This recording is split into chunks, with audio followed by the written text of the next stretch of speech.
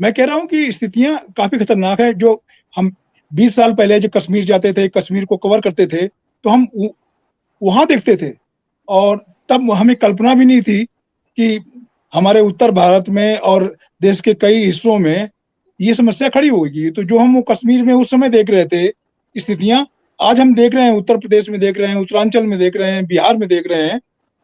महाराष्ट्र का आपका अनुभव है, जी रवि जी बता रहे हैं, तो रवि जी तो विश्लेषक हैं, पूरा माहौल देख रहे हैं। मैं आपको यहाँ पर दो छोटे छोटे उदाहरण देके बात अपनी कहना चाह रहा हूँ। मैं इधर जी अब नोएडा से लेके उत्तरांचल के अपने गांव में भी आता हूँ, तो बीच बीच में मैं आता रहता हूँ। रामनवमी के जी दौर पे मैं यहीं पर था, आज भी हूँ यहीं पर। तो मैंने देखा था कि यहाँ पर इस तरह का विभाजन नहीं था हिंदू मुस्लिम, क्योंकि यहाँ पर मुसलमानों की आबादी भी कम है। लेकिन टोकन, चूंकि हिंदुओं में उन्माद पैदा करना है, हिंदुओं का ध्रुवीकरण करना है, तो उनके पास वही है। तो मैंने देखा कि रामनवमी में पहले दिन जुलूस निकल रहा था, तो पांच पांच सात छोटी गाड़ियां और वही यंग लड़के, तो उसमें देवी जी का झंडा भी था, बीजेपी का भी झंडा था, और संघ वाले बीजेपी वाले पट्टे थे, और ये नारे ज्यादा लग रहे थे कि हिंदुस्तान में रहना है तो वंदे मातरम कहना है, हिंदुस्तान में रहना है तो वंदे मातरम कहना है। जब मैं देखा तो उस दिन एक चेहरा मुझे कुछ पहचान में आया कि इनको कभी देखा था मैंने। फिर रामनवमी के दिन मैं, अब नाम नहीं लेना चाहूंगा उस जगह का, तो जी मस्जिद है, शायद एक ही दो मस्जिद है यहाँ आसपास, तो वहां पर वो भाषणबाजी हो रही थी, और वो सज्जन अगुआ थे, तो मुझे लगा कि वो पहचान वाले हैं। मैंने देखा तो वो दौड़ के आए कि अरे वीरेंद्र भाई, आप यहाँ कहाँ। तो ये सज्जन जब मुझे 20 साल पहले मिले थे, तो ये, नहीं 25 साल पहले मिले थे, तो आईपीएफ एक वामपंथी संगठन है, उसके बड़े जोशीले कार्यकर्ता होते थे। तो हमने कहा भाई, ये तुम्हारा क्या हो गया अवतार, आईपीएफ से कहाँ आ गए। तो उसने कहा साहब, आईपीएफ से और वामपंथ से पेट नहीं भर रहा था, मैंने बीकॉम किया था, और 4 साल भटकता रहा, दिल्ली में छोटी छोटी नौकरियां करता रहा, यहाँ पर प्रॉपर्टी डीलर हो गया हूँ, और पढ़ा लिखा प्रॉपर्टी डीलर हूँ, इसलिए मैं ज्यादा जुगाड़ कर लेता हूँ, और मैंने ज्यादा काम कर लिया है। और पहले मैं हरीश रावत का, उनके शब्द बता रहा हूँ, कि चंपू हो गया था, उनका झंडा लगाए घूमता था। लेकिन लोग यहाँ जल्दी भूल जाते हैं। अब मैंने जब सत्ता बीजेपी की आई और मोदी जी की आई, तो मैं इनके साथ हो गया, इनके साथ हो गया, और अब मैं बजरंग दल का एक बड़ा पदाधिकारी हो गया हूँ, बड़े क्षेत्र का। तो हमने कहा भाई, और सब कुछ कर रहे हो, ये जो मस्जिद के पास ही क्यों जगह मिली। तो उनका नहीं, ये प्रोजेक्ट है सर, इस प्रोजेक्ट में मुझे तो 2-2.5 लाख रुपए जो मिलेंगे, उसकी शर्त यही थी कि मस्जिद के सामने करनी है, तो इसका ओ वीडियो बनेगा। तो हमने कहा कौन पैसा देता है। कहा सर, पैसे वो देते हैं, वो स्वयं सेवक देते हैं, जो दोपहर में आज से 20 साल पहले खाने के लिए जुगाड़ में होते थे कि कहाँ खाना मिल जाए। कहा साहब, उनके पास प्रोजेक्ट के पैसे हैं, और हो सकता है कि 2 लाख रुपए मुझे प्रोजेक्ट को मिले ही, 50,000 रुपए इनाम मिल जाए।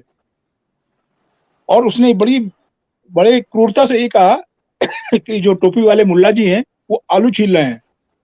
जी कहा इनके परिवार ने पूरी सफाई की थी, तो बोले डरा हुआ मुल्ला आलू छील रहा है, और बोले जो शाह जी ने और मोदी जी ने अफीम पिलाई है धर्म की, तो ये लड़के अपने घर का छोड़ के यहाँ पर ये राष्ट्र निर्माण के काम में मेरे साथ लगे हुए हैं।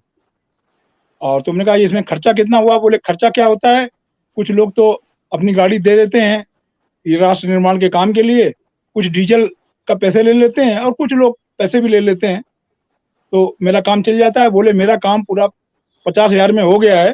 तो बोले साहब, कौन सा धंधा है इस छोटी जगह में जहाँ मुझे 2-2.5 लाख रुपए की कमाई हो जाए। और बोले होता है कि 5 साल बाद मैं आपको विधायक बना मिलूं। तो मैंने इस तरह देखा, मैं तो हैरान था कि वो आदमी समझ भी रहा है। कहा नहीं, मैं सच्चाई जान रहा हूँ, देख रहा हूँ। तो और मैंने कहा इन लड़कों को कुछ कुछ भी नहीं देते हो। कहा साहब, इनको रोटी सब्जी खिला दूं तो ये बड़ा धन्यवाद करते हैं, बाकी बोले जो अफीम है, तो अफीम काम कर रही है। तो ये मैंने देखा। अभी यहाँ पर हाँ 3 दिन पहले काठ गोदाम में, वो साहब कोई छोटी सी मस्जिद होगी या मकबरा होगा, वहां पर कुछ लोग चालीसा पढ़ने गए, कुछ लोगों ने उसका डर के भागे या क्या किया, पुलिस सक्रिय हुई, और पुलिस ने क्या किया कि जो 400-500 की भीड़ थी, वो अज्ञात हो गए, और जो लड़के भाग रहे थे, डर रहे थे, उनको उनके नाम एफआईआर दर्ज हो गई है। तो सरकार का और तंत्र का ये काम है जो विभत्स रूप है, तो आप देख लीजिए स्थितियां तो यहाँ तक आ गई हैं। तो और जहां तक ये करेंगे, वही हरजिंदर जी ने कहा था कि नॉन स्टेट एक्टर, तो नॉन स्टेट एक्टर ही नहीं है, ये स्टेट एक्टर हैं कई, मतलब कई मंत्री हैं, गिरिराज सिंह जैसे तमाम बड़े जो सुनाम धन्य मंत्री हैं, वो कुछ भी कभी भी बोलते हैं, उनका कोई बाल बांका नहीं होता। मैंने नहीं सुना कि कभी मोदी जी उनसे नाराज हुए या मोदी जी ने उनको पेच कसे। और कई लोग हैं राज्यों में करते हैं, खुलेआम करते हैं। कई मुख्यमंत्रियों ने भी अपना कद इसलिए बढ़ाया हुआ है, कुछ जो नहीं करते थे, मध्य प्रदेश के शिवराज जी जैसे, वो लोग भी रंग में रंग गए हैं और होड़ लगी है कि कौन आगे जाए, उत्तर प्रदेश से आगे मध्य प्रदेश जाए। तो स्थितियां हैं। तो यहाँ तो स्टेट एक्टर भी काम कर रहे हैं इसके लिए। मुझे लग रहा है कि पाकिस्तान से ज्यादा खतरनाक स्थिति है। पाकिस्तान में तो एक आध मंत्री का भी होता था, एक सूचना मंत्री होते थे सज्जन, वो बोल जाते थे कभी कभी। यहाँ तो कई लोग बोलते हैं, सांसद तो बोलते ही हैं। और तो बिल्कुल स्थितियां सही मुझे लग कहा। रहा है कि काफी ये जो बात काफी बात जो खराब हो आपने रही हैं। की ना, ये थोड़े से चौंकाने जी वाली जी भी है, और जिस किस्म की फंडिंग हो रही है और जिस नाम से हो रही है, और ये क्या कहते हैं, first hand Dinesh ji, information को कहा दिनेश जाता है। जी, मैं इसमें और जो, मैं तो जब सन्न रह गया उन सज्जन जी से, तो उनका सरनेम मेहता है, तो जब मैंने उनको कहा कि भाई ये बताओ कि अगर तुम्हें प्रोजेक्ट 4-5 लाख रुपए का मिले तो क्या कुछ मुसलमानों की हत्या भी करा दोगे? तो उन्होंने आधा मिनट का पॉज लिया, बोले वीरेंद्र भाई आप पुराने मित्र हैं, मैं झूठ नहीं बोलूंगा, मैं खुद तो नहीं करूंगा लेकिन मैं ये हम्म राष्ट्र के लिए करवाऊंगा।